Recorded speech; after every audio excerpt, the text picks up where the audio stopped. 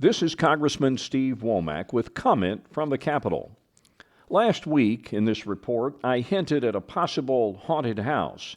And while Halloween is still 3 months away, I can tell you that the house is indeed haunted. I'm talking about the House of Representatives, haunted by a ghost, the ghost of serial child molester Jeffrey Epstein. This week, the ghost of Epstein appeared in the Rules Committee of the House, where important legislation has to first pass in order to make it to the floor for an up or down vote. That committee, and let me be clear, it's made up of members hand-selected by the Speaker of the House, became paralyzed over the potential release of the Epstein files and a serious Democrat effort to force their exposure. Make no mistake about it, the ghost of Epstein has not only paralyzed the House, it has divided the Republican conference.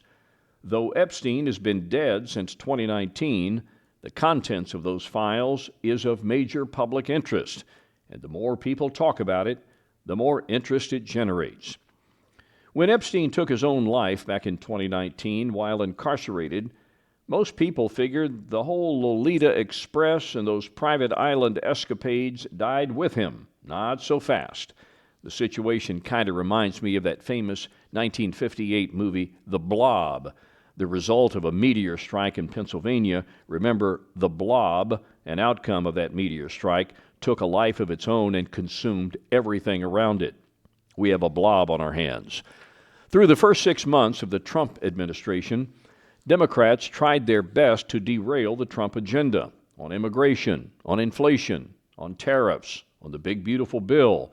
But time after time, their effort proved fruitless, and it appeared the administration had the wind at its back and sailing steadily ahead. That is, until now. When Attorney General Pam Bondi, back in February, inferred the Jeffrey Epstein client list was on her desk, her words, and then the DOJ in a July memo said the list never existed, all hell broke loose. And the administration's attempt to defuse the situation by suggesting the grand jury testimony should be released did little to quash the movement to see those files brought to light. And a good number of those members are MAGA Republicans.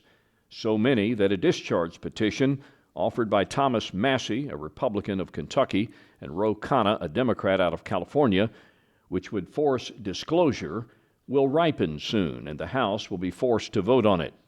Discharge petitions usually aren't successful. This one, however, clearly has legs. It's an uncomfortable situation for House Republicans. It's sugar water for hummingbird Democrats. Finally, Democrats have an issue that, at a minimum, will put many Republicans at odds with the White House, and worse, present a potentially embarrassing situation for the administration. It all depends on what's in those files, and there's no way to know until they find sunshine. For the record, I'm for transparency. And in the case involving the child predator Epstein, I believe anyone who participated in the despicable act of molesting underage girls should be held accountable. It matters not to me if they were Republicans or Democrats, nor does it matter if they were wealthy or privileged. The kind of conduct cannot be tolerated under any circumstance, and the public has a right to know if it happened, when it happened, and where it happened, but most importantly, the identity of those engaged in the practice, provided the identity of the victims are protected. Frankly, it's what caused the House this week to cease operations and send members home for the extended August recess. I'd only opine that if the decision to leave early was designed to remove the issue from the public discourse, leadership is about to be painfully disappointed. As we say in Arkansas, this issue ain't going away.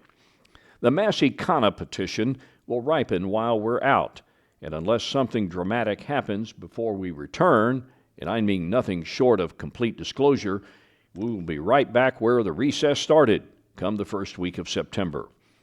It goes without saying that from a policy perspective, the House majority has had a pretty good first 7 months, so much so that talk of expanding the majority in 2026 is more than aspirational. How we handle the Epstein saga could and should have a major impact on the outcomes of the midterms. We can either look the other way and hope the issue fades, or honor the trust placed in us by the electorate to always seek the truth, no matter the pressure to do otherwise. Again, as we say in Arkansas, let the chips fall where they may. Remember how they killed off the blob in that famous 1958 movie? Well, they froze it. Then they airlifted it to the Arctic. Maybe it's global warming, but the blob may be back in the likeness of the ghost named Jeffrey Epstein. If we're to escape the pressure of this blob, the temperature is going to have to come way down. And remember, we're in the middle of summer in D.C. As always, I invite your views. This is Congressman Steve Womack with comment from the Capitol.